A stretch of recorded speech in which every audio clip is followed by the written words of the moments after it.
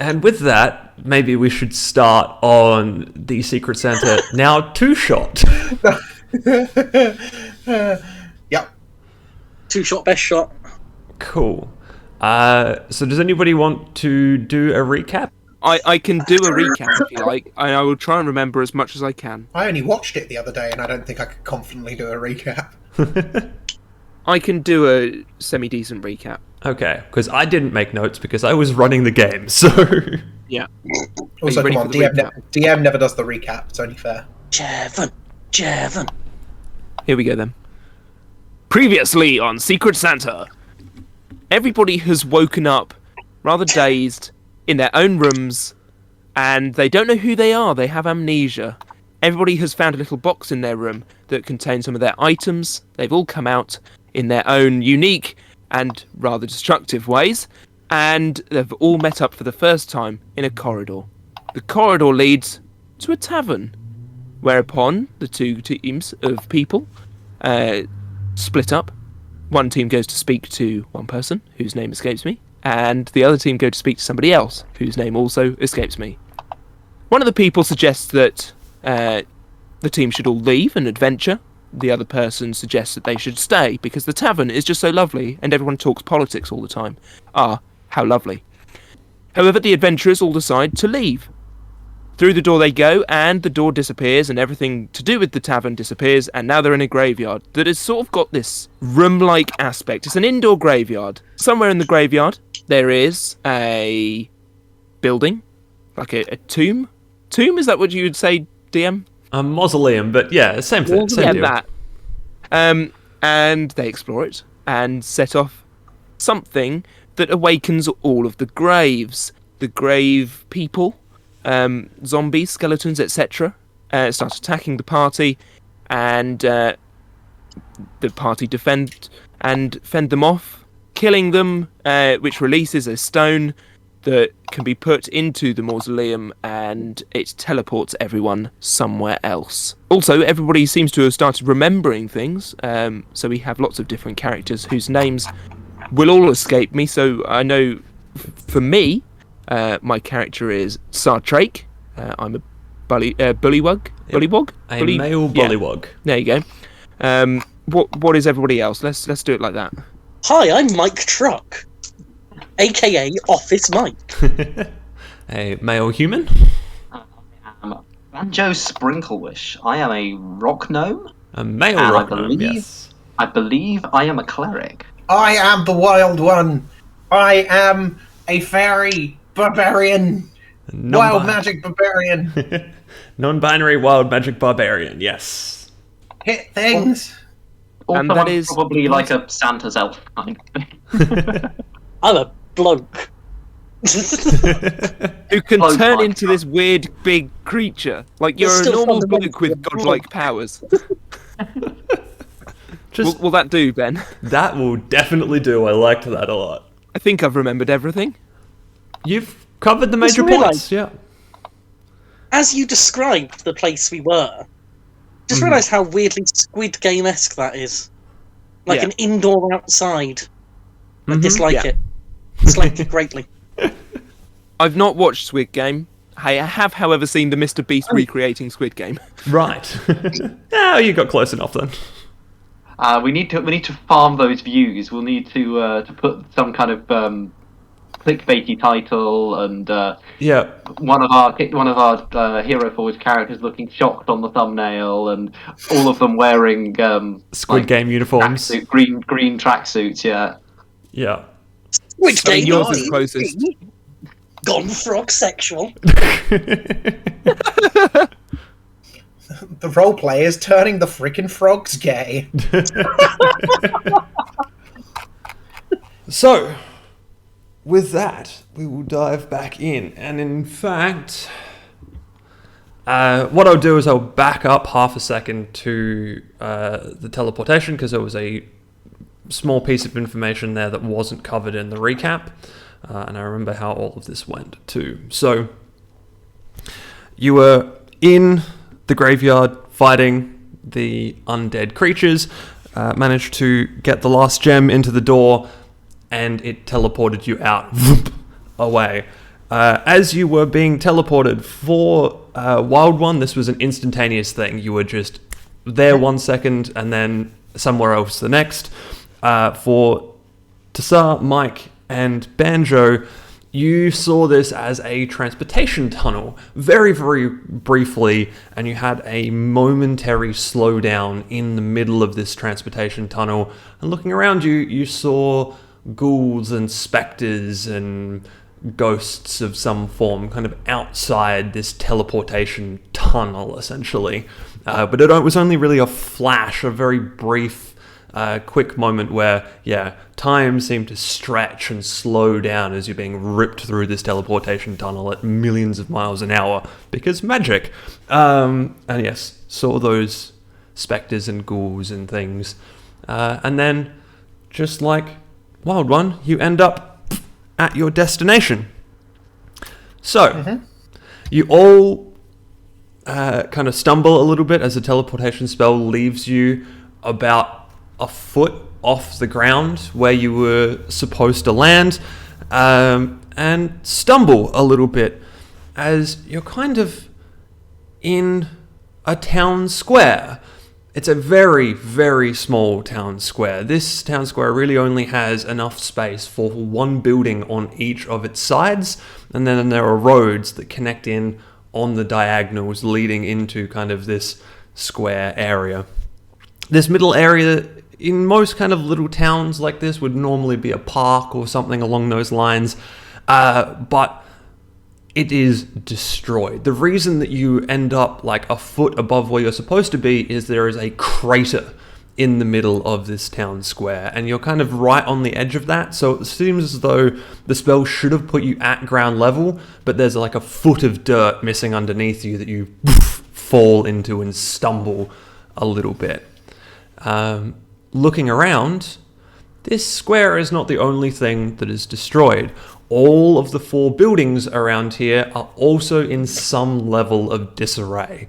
There is like massive holes in ceilings, parts of walls have fallen down, all the windows have shattered out. There are fires lit inside each of the buildings, but it's not like the building is on fire, it's more like, there's a table inside that's on fire, but the building itself is still mostly, the building itself is not on fire, but there are things inside it that are. Okay. Are these residential buildings? Are they shops? Give me a perception check, please. I can do that. That is a 19, and I have a +3 to perception. That's 22. Cool. These are not residential shops. These are not residential buildings. They are like they're in the middle of the town on the square. They are places of commerce or places of interest for this town. And having a quick look around, you, with that really nice perception, kind of see some telltale signs on the building. So the building directly across from you looks potentially to be a tavern of some form. There is like a railing out the front that's jammed into the ground that looks like you would like tie horses to it or something along those lines. And you see part of a sign that just says pony. And actually, everybody make me a history check, please. I've just realised 13. I've not actually got any dice out. You need those to D&D, Jevon. I do need That's them to do a 5 to history for me. Okay. It's happening again. I got a natural 20. I rolled a 2. The insane larks. All right. I'm just invested in the tavern. Lucky. So Why is that not your nickname? I will deal with what those history rolls are after I've finished describing to Banjo what he sees. But that is good to know, especially that natural 20. That's going to get you some stuff. So yes, building across the way appears to be somewhat like a tavern. The building directly to your right looks to be a general trader of some form. There is a sign that's slightly charred across the door saying "Good Goods." Behind you is a fairly regal, official-looking building, probably a town hall of some kind. And over to the left is a blacksmith of some form. You see a forge in through the ruined front wall of this building. Also, I will say with that fairly high perception roll, all of the doorways on all of these buildings are destroyed, other than the tavern, which is directly ahead of you. The door around the tavern seems to be fairly unscathed in whatever has happened here. That is what you see. Mike, as your attention is drawn to the tavern across from you, you remember this tavern pretty well, in fact. Exceptionally well, in fact. This is the Absent Pony, and it is run by Don Hampton, a fellow male human businessman that you had spoken to very, very recently. You were trying to negotiate a deal of some form, something to do with getting ale out this far. What was the place's name again, sorry? This is the Absent Pony. Oh, well, that was a horrifying journey, but... Oh, it's the Absent Pony. I think that's Don's place. We should go in and say hi. Again, this building is quite destroyed. I will also say, too, that with that, you do definitely remember talking to Don was very recent, and Don put you up in his rooms very recently. I don't know if Don is going to be about. I mean, look at this place, Mike. It's been destroyed. I've destroyed things worse. This'll buff out. If you say so. Banjo is going to have a. Banjo is going to have a longing look over at the trading hall. He's looking to see if he can see any signs of a candy store. Sure. Give me either a perception or an investigation roll. I'll roll perception because I have a higher bonus to it. Mm-hmm. Rolling well tonight. That's an 8 total. Yeah, so unfortunately you take kind of a step over that way and kind of look into the general trader, and you do, in fact, see what looked to have been a food stall of some form. But unfortunately, it is destroyed. There is a small crater where there's kind of like two halves of what should have been a little food display, which, in your experience, there should have normally been like a jar of candy on top of that. But where that jar of candy would have been was right in the path of whatever made this little crater that now exists. Banjo is going to look very dejected at this. Look, Banjo, bad things have clearly happened here, but a good businessman always thrives in a crisis. Don will be seeing this as an opportunity, and, more importantly, there might be coffee in there. It is a bit of a crisis, Mike. Are you a good businessman? I can only assume so. Tassar, give me an Arcana check, please. Yep. No, that's a 5 total. Yeah, unfortunately, you... Oh, look! Magic! Yeah, thinking about this area and thinking about your spells, you're not really sure if you've got anything that will help out quite right now. Could I think back to see if I've played here before? Sure, roll me a history check. No, that's a nat one. Maybe not. Yeah, unfortunately, you're still a little bit, like, woozy and stuff from the teleportation spell, and you're not really focused on exactly what your memories are right now, which, you know, that's still a little hard to come by at the moment. That's fair. Banjo is going to take his candy cane mace, and he's going to slowly prod Mike to start leading the direction of the tavern. Sure. Following. I'm pushing you ahead of me with the candy cane. So as you're the bait, Mike and Banjo, as you get first before you fully get to the tavern, Mike, make me a perception check, please. That is a 19. Plus 5 for you. No, sorry, I've already added the 5. Oh, cool. All right, easy. Actually, I added 4, so that's 20. Sorry. Oh, wow. Yeah, easy. Okay. So as you get closer to the tavern, you see the same post out the front of the tavern that Banjo did.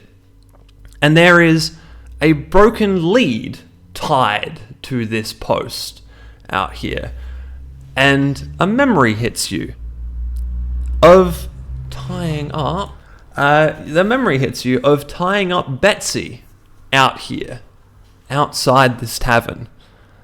But there is no sign of Betsy at the moment. There is just this broken lead. And you remember that Betsy wasn't a stuffed mule. Betsy was an actual mule that you used to cart goods around the place. But again, there is no sign of Betsy yet, just the broken strap that is tied to the outside of this tavern. I'm going to go sort of untie it and take what I can of it. Sure thing. You can do that quite easily. It's your knot.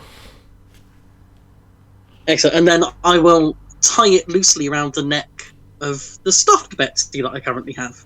You okay, Mike? Pardon? Mike? Are you okay? Yeah, this just it just reminded me of something for a second, but I'm sure it's nothing. Coffee. That's what we need. All of us. Coffee. As you get closer to the now still remaining door of this tavern, make me an Arcana check, please. Both Mike and Banjo. It's a 10. Cool. That is a 5 total. I am rolling very well today. Mike, this door is shimmering a little bit, but you're not quite sure exactly what that means. Andrew, there's something up with this door. Can you give it a little prod for me? Ben, you said I had a protection spell yesterday. Last session. You said I had some kind of protection spell. Give me. I haven't used it yet. Can I roll to see if that would be helpful? Sure. Give me an Arcana roll, please. That's better. That's 14.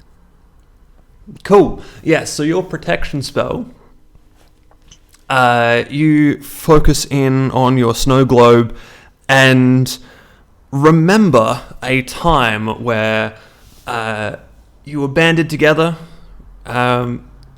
with some other adventurers out on the road, and something big attacked you, and you held out your snow globe and thought really hard about protecting them, and some wrapping paper flew out of the snow globe and around them and made it a lot harder for something to hit them.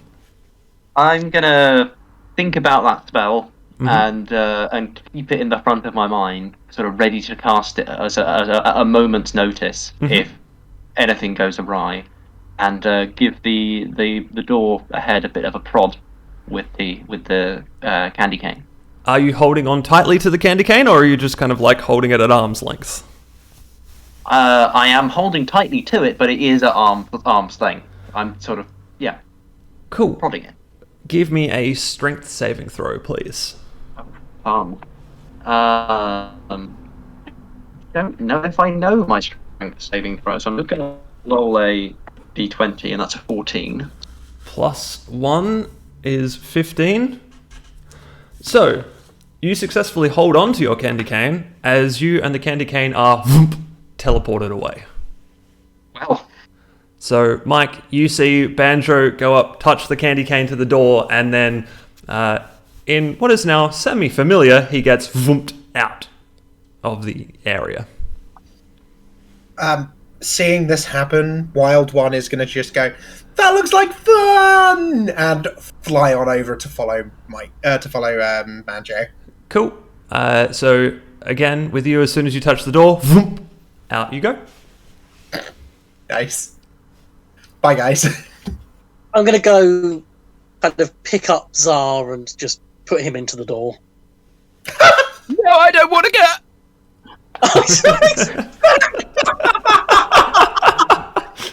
Yeah, cool.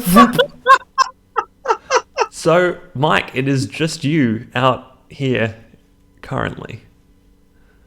Before going through, I'm just going to have a quick call out for Betsy. Betsy? Make an animal handling check for me, please. Oh, if there's ever time for a good roll. And it's not what I have. That is a 3 rolled. Plus, Did you get an inspiration last session at all? I did not. No. so +3 for 6. So you call out for Betsy and you do your traditional whistle to get Betsy to come, and you just stand there for a good minute, kind of perking your ears up, trying to hear any sounds that Betsy might be nearby. And nothing really happens. Betsy doesn't seem to appear from anywhere. Well, through I go, I guess. Cool. So you step up, touch the door, and whoop, away you go.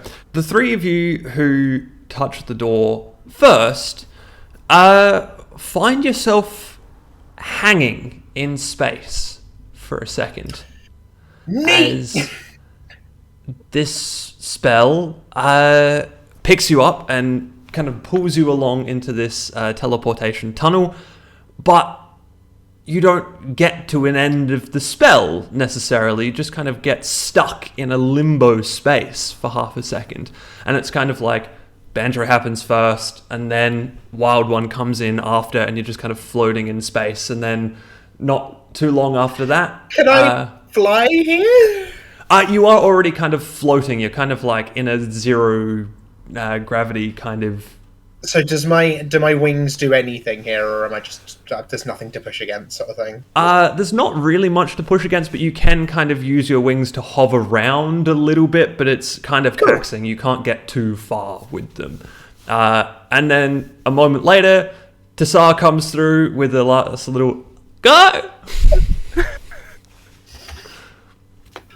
Oh, okay. I thought we were going to die. And you The frog is here! You guys have a minute if you want to chat or do anything. I'm going to lick my eye. Okay. I mean, I want to look around and see what our surroundings are. Cool. Make me a perception check, please. Oh, 21 total. Oh, nice. Yeah, cool. So, you are in that same kind of teleportation tunnel that you went through earlier, and you're kind of like almost at a dead end of this type of thing. It feels like what's in front of you looks like what's around you in terms of this kind of spiraling spell-like energy. However, you saw the specters and ghouls and spirits in the last teleportation spell, so you know what you're looking for here, and kind of gaze past the spell and very faintly see the same thing. Spectres and ghouls and things just kind of sitting there, not really doing anything, not even really paying attention to you, just kind of floating past lazily. But they don't get anywhere near the actual spell itself, and they're just kind of out there. Can I test something? Sure. I'm just going to pluck one string of my ukulele, not wishing to cast anything, but just to see if it makes sound. It makes a very dull, muted sound, but it does indeed make sound. And for my thing I would like to use my time to see how many backflips I can get in, spinning my axe, almost looking like Sonic. Sure. Give me an acrobatics or an athletics, your choice. One of these I don't know. Acrobatics. But it's dex, and I don't know anything about my dex yet. So yeah, let's give that a go. Cool. Give me an acrobatics check. With a 4, I don't think I'm doing much, am I? +2 for a 6. You get in one flip. Tossing your axe as a kind of counterweight, you manage to do one flip. However, as you complete the flip, and you think you're looking really good about having done this flip, the rest of the weight of the axe keeps carrying it, and the flat side smacks you in the back. Just gonna look pained, look to either side, make sure no one saw me, or that they're not paying attention to it, and if they did, I'm gonna scowl. Are we doing a perception roll? I was far too busy looking at the end of this tunnel. Yeah, so Banjo was looking at the end of the tunnel. So Tassar, it is up to you whether you saw it or not. I was probably looking at my ukulele, wondering why it wasn't making the right sound. Cool, fair enough. Yes. So as Wild One completes... Is that yes in character error? You both hear Wild One. I'm gonna look over my shoulder. What? Nothing. Cool. Good. So as we get to this point, you all see a shape coming at you at great speed from the other end of the teleportation tunnel. Is it a truck? Yeah. It is indeed a truck. As Mike comes hurtling through, and as he gets close to you, the other end of the tunnel disappears, and you're all ripped through the rest of this spell. You land, this time landing exactly on a nice, level, flat surface. And in front of you is a 20-foot tall throne made out of a carved marble of some form. It is intricately carved with runes and depictions of almost what looks like a history. It depicts many different races going through many, many different things. Is there anyone or anything Saturday? Are you about to answer that? Sitting on the throne is a large humanoid figure, 30 to 40 feet tall, dressed in red plate mail, like crimson red plate mail, trimmed in white. Not wearing a helmet. They seem to have a semi-human face, kind of, but I mean, this face is massive. It is bigger than all of you put together. So it resembles human, is what I would say. They have long, flowing, scraggly white hair and elements of a beard and mustache also in a kind of white. Leaning next to the chair is a 15 to 20 foot greatsword that glows a very faint white, which is the only light in this chamber and the only way you can even really see what is in the chair or the chair itself, is there is this white light coming from this gigantic sword. It is even more intricately carved than the chair, but this is not depictions of history. This is straight arcane runes of some form, and they all glow all the way up the length of the sword, including up into the handle and the pommel and all of that. It's all very intricately carved. Will my dark vision help at all here, then? Yes, yeah. So you get to see more details of the chair and also of the figure. They do, like I said, do appear to be humanoid in form. You can see that they've kind of got their hands like interlaced in front of them in their lap, which isn't quite as obvious to everybody else. They seem to be sitting fairly comfortably, not particularly aggressive or anything like that. They seem to be, just fairly calm at this particular Have they reacted have to they us noticed? appearing? I was just about to get to that. So, yes, as you all land, this is kind of what you take in immediately on appearing in this chamber. The being in front of you leans forward slightly and goes, "Aha! So you have made it. Welcome, welcome. I'm glad that you have all made it. Allow me to introduce myself. I am Nothar the Just, and I'm sure you have many questions. However, this is my favorite part of proceedings, so I am going to flip the questions on you. Where do you think you are?"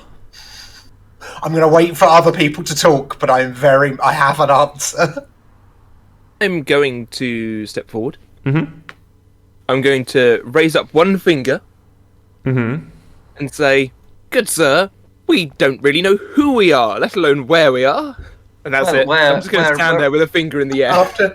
After Zar's spoken, I'm going to flutter over to him, put a hand on his shoulder, and just go, "Let me handle this." "We're in my new throne room! Get off!" Oh, no. Amusing, but no. Oh, well, worth a shot. Well, wherever we are, you clearly want to keep us together. That teleportation spell didn't activate fully until all 4 of us had entered. Correct. This is an exceptional circumstance, though. Normally, that spell would have completed, but in this particular case, I needed you all together. What about you? And he kind of points down at Mike. Any thoughts? I'm not certain, but I think we might be in Slough. Well, some have likened this realm to Slough, I suppose. Or, well, Slough to this realm, I suppose. So I win. Well, I was more looking for what this realm is and what has happened to you, but you're close, I guess. Well, start Can I writing make some a lyrics roll again. and see if I can get any more information, Ben? Sure. Based on the magic that we've seen so far, the teleportation spell, the ghouls, the undead that we saw earlier, the magic damage, presumably to the town. Make either an Arcana or a History check for me. That either or doesn't actually matter. I'm going to go with Arcana, but they're both +1. Mm-hmm. Oh, for fuck's sake. That's a 5 total. A 5 total. What you get with your 5 total is that the town that you've just come through is significantly destroyed, and you have memory of being there. I'm going to turn to the humanoid. Did he say his name? Yes, Nothar, the Just. Nothar. Based on what we've seen so far, Nothar, it seems to me that this is some kind of adventurer's trial. We were met in a tavern and were encouraged to go exploring. We were told about all the people who had come before us. We've had to fight our way through to get here, investigate some burned out ruins, and now we find you. Are we being tested? In a manner of speaking, yes. Also, Wild One, as Hi. Banjo is talking about the graveyard, please make me a history check. That's a solid 3, Captain. Cool. You have a very painful memory of the graveyard. Oh. Of trying to think big thoughts. Oh. Hang on. I'm going to float forward one more time. This time doing the exact same thing I did to Sarah, I'm going to do to Banjo. So, hand on Banjo's shoulder. Don't worry, I got this. I'd like a second guess. Okay. No, the sword is not yours, but any other guess I will permit. Good thinking. I like my axe, though. So, I got you. We're dead. Ah, correct. Knew it. And Banjo, yes, you were close. This is a trial of sorts. The process of dying leaves the memory foggy and hazy. It is my job. If we're dead, there's no comeuppance for me trying to take that throne. I'm just looking at that hovering little fairy, and I'm completely bemused. Not only that she was able to work out what was going on, but also what I think she's about to do. Or they're about to do, should I say. I'm still normal sized, aren't I? I've not lost that yet, have I? No, you will have lost that now. Sorry. Cool. In which case, enlarge now. You try and enlarge now, and find that you can't. It seems as though doing it once has exhausted that particular capability. I'm just gonna. I'm gonna rage. Fuck it. Okay, sure. roll me your D8, please. Let's find out what type of rage we're doing today. 8, which I don't actually have 8 lodged in is my memory anywhere. the bolt of light shooting from your chest. 8's the bolt of light once a turn. Cool. Mm-hmm. And I do it as soon as I go into it as well. Sure. But it's not a choice. I think it happens when that activates, doesn't it? Nothar gives you a bemused look as the bolt of light slams into his foot and doesn't react in any other way.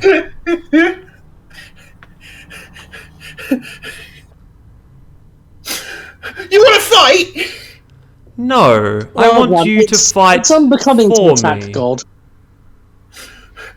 I'll take your crown and wear it around. I'll take your throne and make it mine. Well, I would like you to fight for me, if you would. I was just getting to that. There's going to be a look of bemusement on Wild One's face. They don't quite know.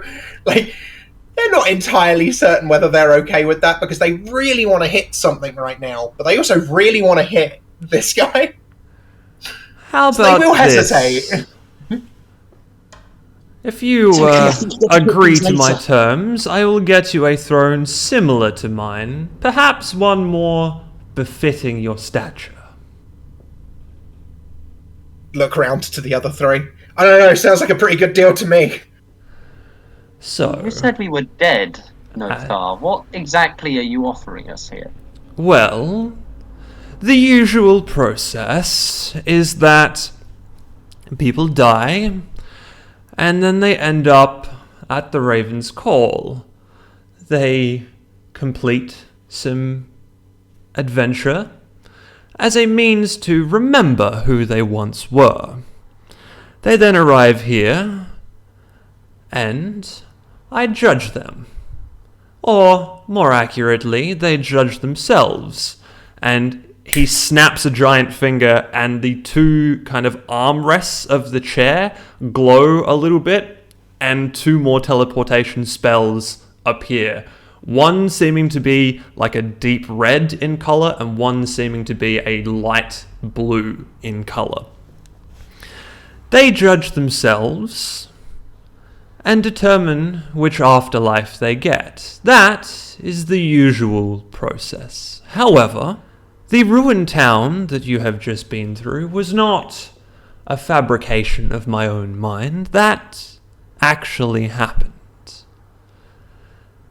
You all attended to that town, the Morning Grove, for your own particular reasons. Most of you, after they sent out a call for help. The situation was much more dire than they believed, and the individual who was causing some panic has risen to a alarming level and needs to be stopped. I cannot leave this particular realm, so I do my work on the mortal plane through champions. This is the choice I am offering you. You may attempt to choose your own afterlife, or you may become my champions and return to the mortal realm and attempt to avenge the town and, I guess, yourselves.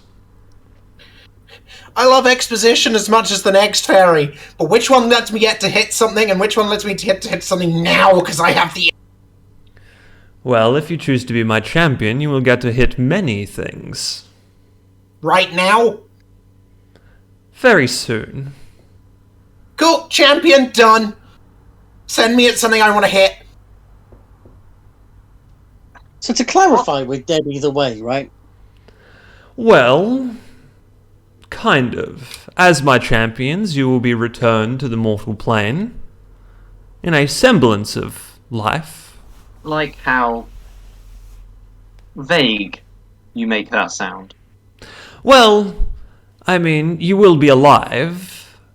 However, if you stray too far from the goals put forth to you, then I will be able to rescind that gift. And we'll come back here. Correct. And have the same choice. Correct. Well, not to be a champion really, what once you're more. offering us is you're offering us a bit more time on Earth. Either way. Correct. Question: does the afterlife have coffee? I'm going to cross my legs and sit on the floor. Okay. Mike, both afterlives have coffee. However, one is more akin to the swill that you had earlier. I'll take anything at this point. Where do I sign? You don't need to sign. Just a verbal confirmation is enough. Sir, what are you thinking? I die. Yes, I know. It's, unfortunate. Oh, how did I die? Well, you were unfortunately sleeping in the absent pony, and it was hit by a very powerful spell. Spell call, death recent call, hit thing now, please. Getting really anxious. So if we go and we sort this out, what's in it for us, long term? Well, you will head back to the mortal realm for some time, along with some gifts from me, some boons, as it were, more empowered, to chase down the ivory jackal who has destroyed the Morning Grove. And then, once you are done, there might be further work, and if so, you will remain on the mortal coil. And if not, you will return here with the same choice. However, more ingratiated to me and the rest of the universe, and potentially gain some benefits in the afterlife as well. Perks for service, if you will. Can I roll probably history Mm-hmm. for this, Ben? And it might be quite a high roll because I genuinely want to remember more about my character and my backstory. At the moment, I am aware that I am a rock gnome. I'm aware that I have previously been in service to manufacturing to a man named Nicholas, and that I have left that employment for whatever reason to seek some kind of adventure. Can I remember any particular goals I had in life? Things that I was aiming to do, that I would maybe unfinished business that I have on the mortal plane. Sure, roll me history. Ooh. Beautiful question. That is a 15 plus 1, 16. 16. So you sit down with your mace and your snow globe in front of you and focus really hard while everybody else is having these conversations. And you start to get a few more memories. So you left to spread joy in the world, to be a force for good, essentially, to bring cheer to those who had no cheer, to help where you could, and just to generally be a force of good in the world.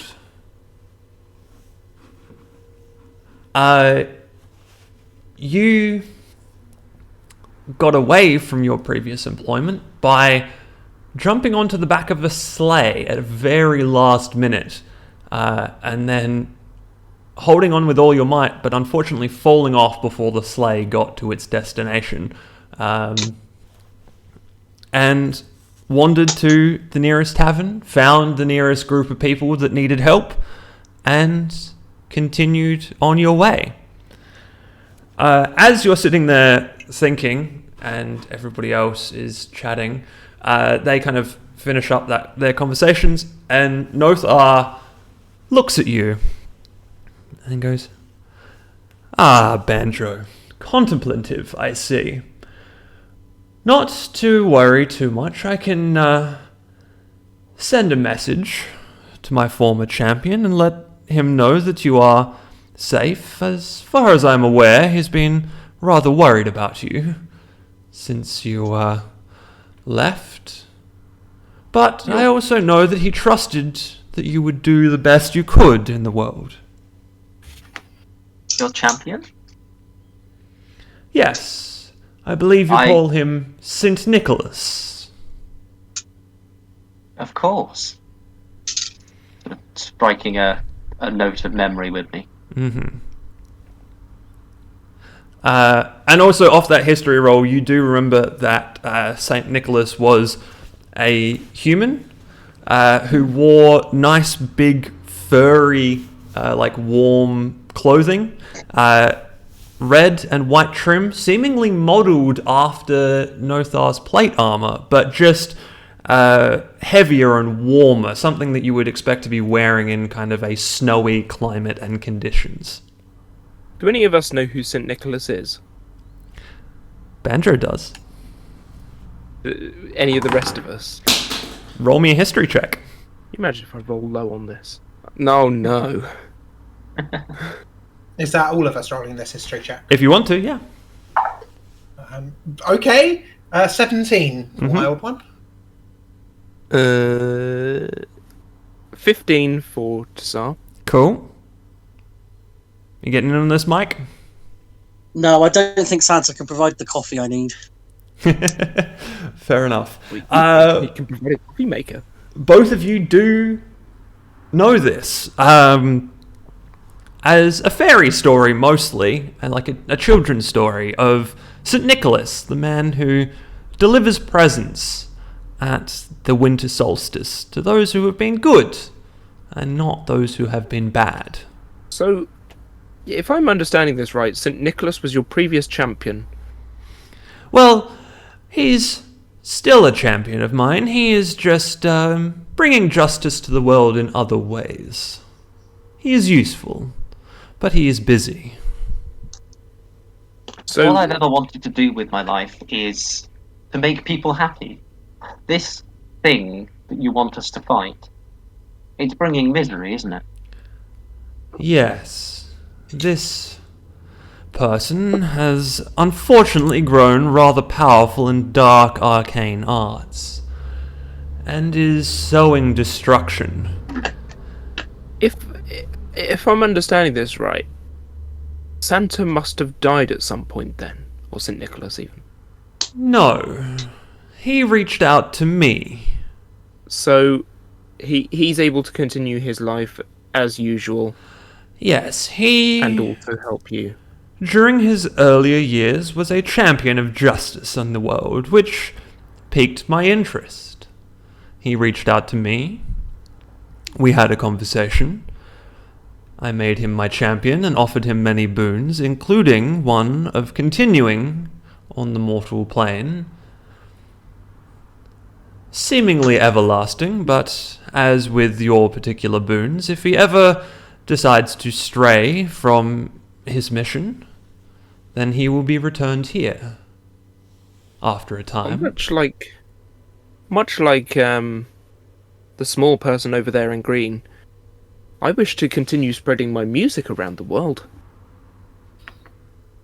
And your music would come in very handy. Bringing happiness to other people through it. If Saint Nicholas sought you out, Yes. and all the good that he does in the world is through your power, and if this creature, this thing, this person is bringing sadness, Banjo's going to pause for a moment, stand up, and walk towards Nothar, Mm-hmm. and just nod. Just a sort of a non-verbal cue of whatever you want me to do, I'm in. Cool. Nothar nods back at you, a very sincere acceptance. So, that is all of you in then. Very good. I guess we shall begin. And he raises both hands, and glowing white light, white gold light, shoots from them and hits all of you, and you suddenly feel a lot stronger in and of yourselves, and you get bamfed out of the chamber. And that is where we're going to end. Wait, what? Yeah. You are now fun. champions of Nothar, but that is the end of this particular adventure. Because Okay. we're leaving the door open for future adventures, if we so want them. Huh. I like it. Sweet. So there you go. It was only an hour's worth of extra stuff, but we definitely Thank couldn't you, fit Ben. that in last time. Shit, that was awesome. I mean, we can also chat about backstory stuff too, because not all of the backstory information came out. I would love to tell Devon the backstory of. That is top of the list, and I would very much like for that to be the first thing we do. Hey, Because I Oliver. want to tell Ryan about Mike Truck. Oliver, Hey. did you genuinely make Jevon a fucking frog prince? Is that what's happened here? I didn't make him. Well, yes, not intentionally. The reason why I went with Frog in the first place was because of Bullfrog? Tadpole? Bullfrog and Tadpole. Yeah. Yeah. Ah, Because Yeah. the race is a bullywug. Bullywug. And Alright, so I think we'll start Yes, with... You are actually a frog prince. Yeah. So we'll start with Oliver talking to Jevon, then we'll do Rara for Ryan, Ryan for Rara, and then Jevon for Oliver. That's I like fine. it. Yeah, I've written up like half a page of backstory. So oh god, that's Sit more down than and listen. I've done. there's a bit The, for Mike as well. So I'm gonna have to for the- search for for the, the bits uh, for you, Oliver. the tale of Star Drake of Nor. So Star was born in the lap of luxury, and he was the heir to the crown of the Bullywug Frogs of Nor, a humid and swampy kingdom in the west of the nation.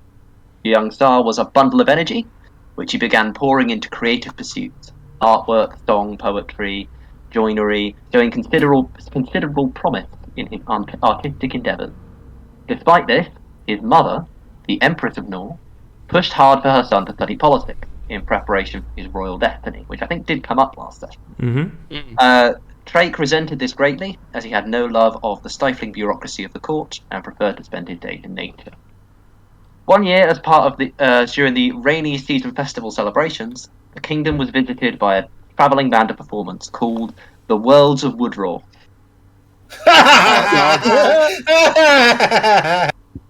Drake was now 14 and enthralled by this troupe who told him of far-off lands and taught him new melodies and shared their belief in the Song of Creation. You are specifically a Song of Creation or creation bard. And how they channeled its magic. On the last day of the festival, Drake left a note to his parents and snuck away with the troupe, leaving the Norfolk behind forever. Norfolk. Oh, for fuck's sake! Jesus Christ. Drake travelled with the troupe for many years, becoming adept with his chosen instrument, the ukulele, and further developing his skills for rhyme, wit, juggling, music, and verse. They travelled all across the nation, performing, telling stories, and bringing mirth, all while Drake trained in the magic of the Song of Creation, learning to appreciate his power and potential, and eventually his stage name, the Bardic Bullfrog, or just Bully to his friends, was born. Eventually, he parted ways with the troupe, content that his training was complete, hoping to set out into the world to seek inspiration for his craft. He hoped to experience adventure and become part of his own stories and legends. He still travels from town to town, performing in taverns, playing music, and sharing the latest news between isolated villages, occasionally fighting off bandits on the road, making his first kill after he was ambushed by travelling between towns by a small band of goblins. One day, he hopes to settle down and establish an art school to give opportunities to creative children, opportunities that he had to fight for. It will be called the Group for the Rehearsal of Farce and Comedy, or GRF. GRFC. No! Yeah. That's very I cool, shall Oliver. I will post that into the chat. I'm gonna apologise ahead of time because yours is nowhere near as detailed. That's right. We're going to do Ryan for Mike That's all right. next. I enjoy doing detailed backstories, so Tell me more about my fairy, Ryan. Rarer for Ryan next. Sorry. Oh, Rarer for Ryan. Sorry. Okay, so Mike Truck. Let me find his official backstory first. So, born into a business family, Mike was destined for his role at Balzat's Bazaar from birth, and his childhood was shaped as such. His mother, Elena, is a senior purchaser of baked goods for Balzat's Bazaar, and his father, Steve, works in sales. They are both greatly proud that Mike chose to go into the business and often bring him food when he is at the headquarters offices. Mike has worked in the marketing team since he was hired, but only recently chose to move over to his current role in the opportunity side of marketing so that he could see the world, though he doesn't like much of it. His proudest moment was in acquiring a subscription sale of assorted meats to an empty town, which actually turned out to be for Nukuli, Lord of the Stillness in the Dark, a cousin of his CEO. This earned him his coveted Employee of the Month talisman. Mike's official job title is Marketing Opportunity Agent for Balzat's Bazaar, which is a worldwide trading guild / store chain run by the ancient and somewhat evil Balzat the Leech Lord. Yeah, so he's called Office Mike behind his back, but he's also kind of he's heard it enough times that, yeah, he knows that now. Personality traits. Mike has the personality of the colour beige. He's hardworking and flexible, and he is willing to do any hours. His ideals is that one day he wants to be promoted to senior marketing opportunity agent. Bonds. Mike thinks some of the guys back at the office are a great laugh. He also holds Balzat the Leech Lord, his boss, in very high regards. Mike's flaws are that he isn't the most imaginative, and he is also far too engrossed in his work at almost all times. Which, I gotta say, you nailed some of those things without even really knowing them. You nailed a lot of that without knowing. You also have some of the stupidest spells I could find you. So your cantrips are Prestidigitation and Eldritch Blast. Your spell level... I know. To shit. It's doing great. Your level 1 spells are False Life and Charm Person. Nice. And your second level spells are Phantasmal Force and Flock of Familiars. I so wanted to bring Flock of Familiars in, but there wasn't a place to do that. When Ryan said, "Is there anything I have that can take on multiple people?" I was praying you'd say, "Yeah, you do." It won't be you taking on the multiple people, but you could technically. So the reason I said no is because those familiars act as though they are familiars of the wizard variety and cannot attack. No, boo. Yeah, that's why, unfortunately. They can sort of fuck it up in other ways. Want your spells as well, Jevon? Oh, when Rose finished. Yep. Oh, I was just going to say, so the fun things, you don't have much in the way of equipment. The equipment you do have is great, because I basically renamed all of your equipment. So you get a travelling clothes, which I've changed to uniform. You have a letter of marque, which basically is a thing saying that you're part of the guild, which I changed to your name badge, which is also your arcane focus. And you get a mule and caravan, which is Betsy. And yeah, so Rara's like, oh yeah, so he gets a mule and caravan, and I'm like, oh god, he's starting in a room on his own. How on earth do I do this? Which is where Stuffed Betsy came from. Was Stuffed Betsy capable of doing anything that I didn't make Stuffed Betsy do? No, but if you'd rolled high, well, not early on, if you'd rolled high enough on your animal handling check at the tavern before going through the portal, Stuffed Betsy would have turned back into real Betsy. That's what I was wondering, yeah. Mm-hmm. But, also, weirdly, the lore that I had for Betsy is that Betsy did manage to escape. The broken lead is, real, essentially. Betsy managed to escape what had happened and was, grazing outside of town. So if you had succeeded on your animal handling check, you effectively would have killed Betsy, because Betsy would have been transported into the realm of the dead. Oh! So, Swings and roundabouts, isn't it? Yeah, exactly. Let's do Sar's spells. Fantastic. That is, I really, really enjoy that. Jevon, yeah, your spell list was. I will send you the character sheet as well. So you had True Strike as one of your cantrips, which I think you used. Which basically insight into the defenses of the target. You had Mage Hand. You had Dissonant Whispers, which I think you used as well, which was like that powerful noise thing. I renamed that to Careless Whisper. The Careless Whisper, yeah. You had Healing Word. You had Detect Magic. You had Sleep.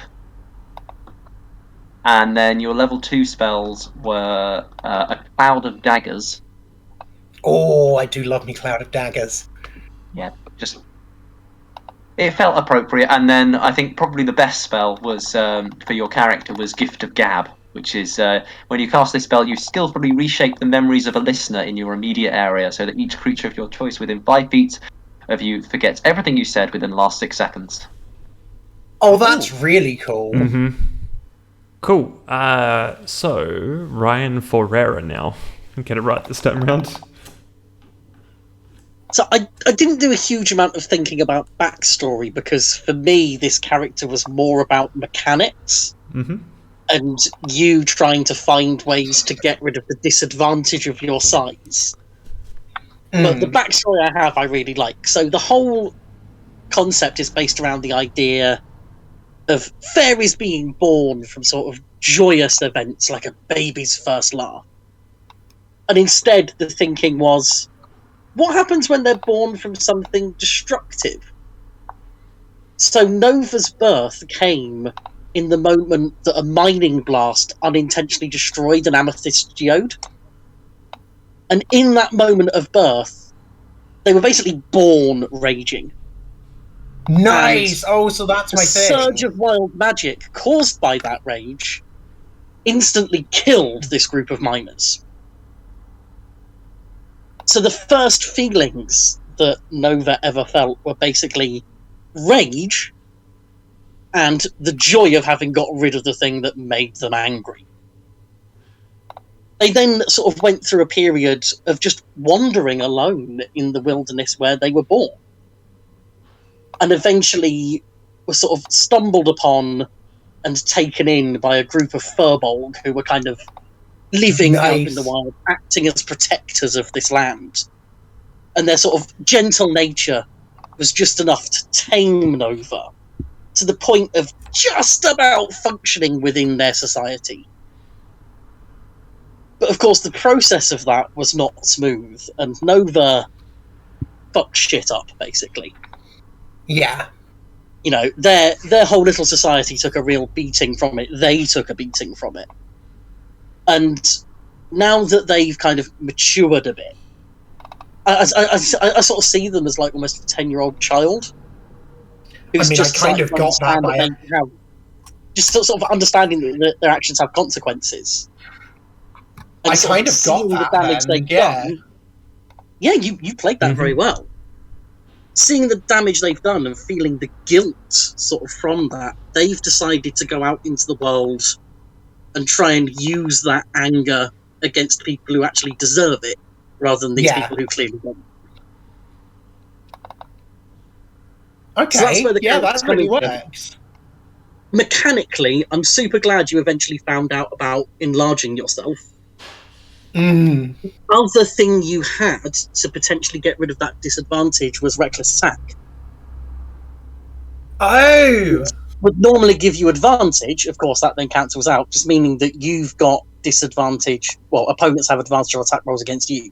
But you're bulky as fuck and would have dealt with that.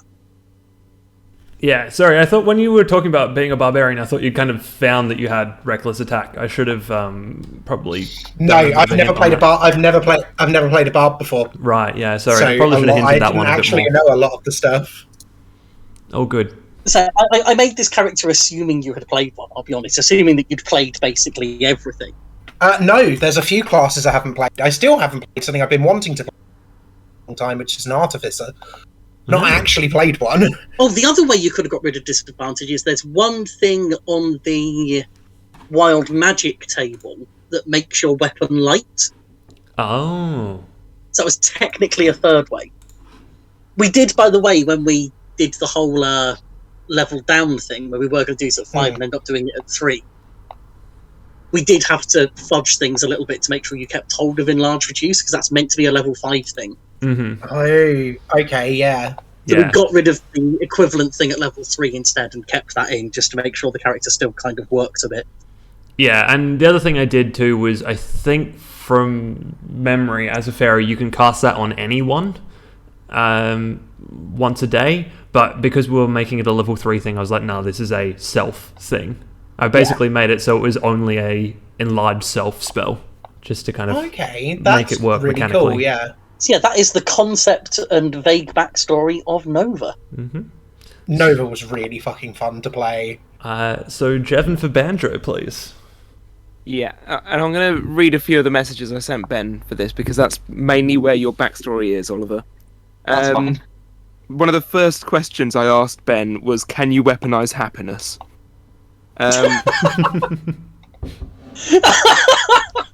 Which is why you became a magical being. Can you weaponize match? Fucking. Yeah, I love the it. film elf will have nothing on Oliver's character. It's things like use bind but with tinsel, use a big candy cane as a sword, just lobbing small boxes at people, but insisting happiness, laughing and happy and smiling, spreading festive cheer. So, Oliver, you were right. You are a cleric. Hey. Well, Banjo is indeed a cleric, whereby I believe we established that Santa is your god. Yeah, Nice. the patron of Santa is Banjo's patron. Yes. Yeah. You are a rock gnome, as you know, which was the best way to make you a Santa's little elf. Let's go through some of the backstory I did, right? Banjo Sprinklewish wanted to see the world, but Santa never lets elves ride the sleigh. One Christmas, Banjo jumps onto the sleigh at the last minute, a backpack full of Christmas crap in tow. He holds onto the sleigh with all his strength, but falls into the area where we will be adventuring. With no way home, Banjo makes it his mission to spread as much festive cheer as possible. Wherever he walks, glitter-covered chaos follows, but everyone is much happier for it. Even critters don't stand a chance against his goodwill and merriment. Aww. He's just living his own Christmas adventure and gets wrapped up, like a present, in things along the way.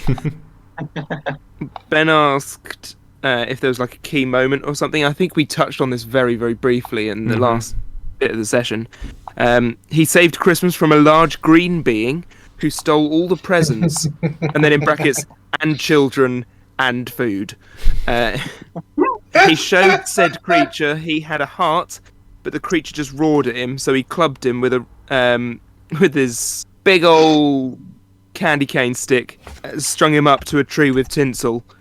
In fact, it was on top of a tree like an angel. That was also touched on in the graveyard fight too. Yeah, because Banjo doesn't kill.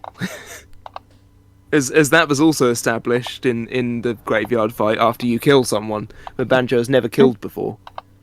His parents wanted him to stay in the workshop, it's safer there. In fact, I've just found the note. Banjo has not killed, he cuddles. Oh, honestly, the whole thing is inspired, and I love it. It really is. Ben asked me, how's he been able to avoid killing things? I said he's just very good at making things happier and tying up villains and crooks with tinsel. I kind of want Oliver to perhaps get the chance to ruin this little elf's innocence. I think he probably runs away from danger without realising the severity of the danger, which again we touched on by the fact that this weird green creature he's probably dead at the top of that tree now. He eats sugar, all of the sugar. What else can I say about him? Probably tell you some spells about him, really. Yes, please. Well, you had some features and traits. So dark vision, you knew. Gnome cunning, where you had advantage on all intelligence, wisdom, and charisma saves against magic. Which didn't really come up, but no. Artificer's law. Whenever you make an intelligence history check related to magical I can't say that. Alchemical. Alchemical. That's it. That makes more sense. Or technological items. You can add twice your proficiency bonus instead of any other proficiency bonus that you may apply. I think I missed that one, actually. Sorry. Oh well. You have proficiency with artisan tools. Basically, you worked in the fucking workshop, Oliver. So you know that. There's also some other bits in here. Channel Divinity, Turn Undead. Channel Divinity, Invoke Duplicity. And Blessing of the Trickster. I don't know what any of those things actually are. Yeah, I forgot about those. Really fucking cool is what they are. I should have remembered Turn Undead, actually. That would have helped in the graveyard fight. Yeah, we would have. You have Woodcarver's Tools, the letter of employment you found from St. Nick. The Candy Mace, Scale Mail, Light Hammer, Shield, and Snow Globe. I can't remember what we agreed for the shield. I think it was just an open box. Yeah, but I ended up, I don't think we really talked too much about it, so I just kind of made it a fairly plain wooden shield. I just kind of figured it was something he'd picked up since dropping off the sleigh. So. And then your cantrips, you had light. I don't know what any of these do, by the way. Light is literally exactly as it says. It creates light. Magical light that can go through magical darkness. It's really handy. Yeah. Mending, I thought that was appropriate, seeing as you're an elf. For fuck's sake, yeah. And Sacred Flame, what did that do? That was the mistletoe. That was the mistletoe missile, as I've written it on my sheet. That's yeah. Ben has stylized these very nicely, I shall add. I am useless at character creation. I have never ever touched spells before, and I had a lot of help. Your level 1 spells were Charm Person, Guiding Bolt, which I think you might have used. I think Guiding Bolt was your mistletoe missile, wasn't it? No, that's Tinsel. Yeah, Tinsel was the Guiding Bolt. Healing Word and Shield of Faith. The Spectral Cookie. The Spectral Cookie. Yeah. And Shield of Faith you learnt about this session. With just, it wraps up somebody else in wrapping paper. Makes it more difficult for them to attack anyone. And then your level 2 was Hold Person, which is just your tinsel wrapping them up. And Locate Object, which would have been really cool if we got to see it, but it didn't really come up. Whereby you look into the snow globe, and the location in the snow globe is where your object is. Oh, that's great. Yeah. That's really Also, I want to take a moment to appreciate the fact that Rara's character sheet is named Bartharian. Bartharian. But yeah, that's... Oh yeah, I should probably throw you Mr. Truck, shouldn't I? So yeah, the other thing about Banjo's backstory, which I will say, is that Nothar the Just was originally Santa. I was riffing on the idea of the naughty and nice list and using Santa as a, do you go to the good place or the bad place based on Santa's naughty or nice list? And then Jevon was like, I want Banjo to be a cleric of Santa. And I was like, okay, how about a tiered system? So now we've got Nothar the Just at the top, who is the, judges you in the afterlife. Santa. There is somebody who is above Santa in... I don't know if anyone's seen Rise of the Guardians animated film. I have, but I didn't think about that. It's I think it's old Father Time or something like that. Right. Is the very top of the chain. And then Santa the Easter Bunny, Sandman, Tooth Fairy, and Jack Frost are all like the Guardians. Mm-hmm. Yeah, so yeah, I built my own as Nothar the Just, who is essentially he's almost a Grim Reaper, but not really. I guess he's kind of he would have the Grim Reaper working for him because he goes through and judges everybody and sends them. He's the Inquisitor. Yeah, essentially. And then Santa. We were going to judge ourselves. I was for a second there was a part of me that's like, are we doing another Inquisitor riff? Yeah, no, not really. His whole deal is he puts you through a thing to kind of give you your memories back because dying kind of fucks your memories up essentially.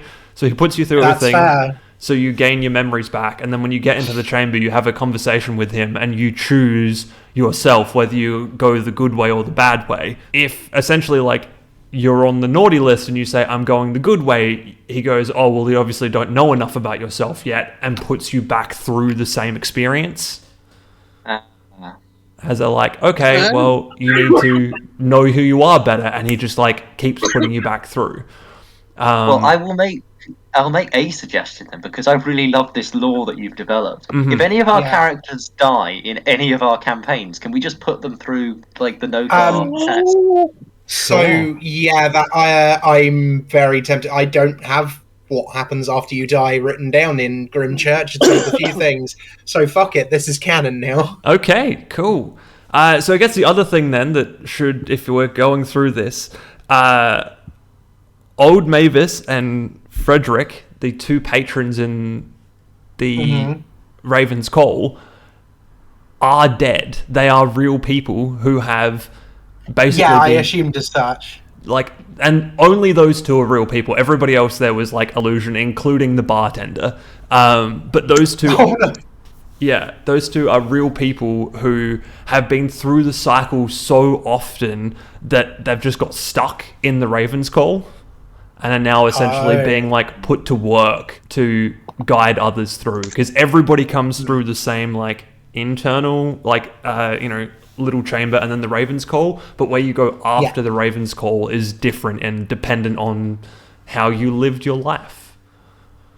I hope you all like Mike Truck, but as a bear, which I made as a joke, by the way. That was very cool. I did like that. I was pissing about in Hero Forge, and Mike, the only one I have saved at the moment, to my account, and I was like, oh, if you go in, you can edit it and make it a new thing. So it's just like, oh shit, I can change their race. So I kept everything else the same about Mike Truck, but made him a. I think that deserves one and only one react. Bungle react. Bungle react, of course. Cool. So then there's also there's a little bit of lore about the town too, if you guys are interested. Oh yes, please. Cool. So the town is called the Morning Grove. It's built nearby to an important graveyard and forest, and the whole idea behind this was that a couple of centuries ago, like maybe 200 years essentially, there was a giant human elf dwarf war that happened in this area, and as part of the like peace treaties that happened at the end of that war, they decided that the battlefield was to become a giant forest, and like essentially no real building or anything, like nobody owns it. It's essentially its own forest. And the Morning Grove, the town, sprang up as the people turned the battlefield into a forest. And the graveyard, which is again the graveyard that you went through, is the graveyard outside of town, which was built to home as many of the bodies as could be homed from the Great War. Which is why, they're 5 or 6 deep, is because there's just so many casualties in this war, essentially. And the reason you all were going that way is that there had been necromantic magic being used in the graveyard, but it was just like low-level stuff, but it was happening at night, and this townsfolk were a little bit scared, and they were like, well, we can't really deal with this ourselves, so they put out calls for adventurers, which you all got, and then rocked up to the town, but you rocked up late because the person who was doing that necromantic magic kind of leveled very, very quickly, and got to the point where, as you were about to, probably the next day, go and check the graveyard out, meteor stormed the entire town as a test of their new abilities. Oh shit. Okay. Yeah. Yeah, and so that's like when Banjo saw the gravestone that had been touched by some kind of dark necrotic energy. That was like a low-level necromantic spell that had been tested out in this graveyard, and was still just kind of lingering on the gravestone.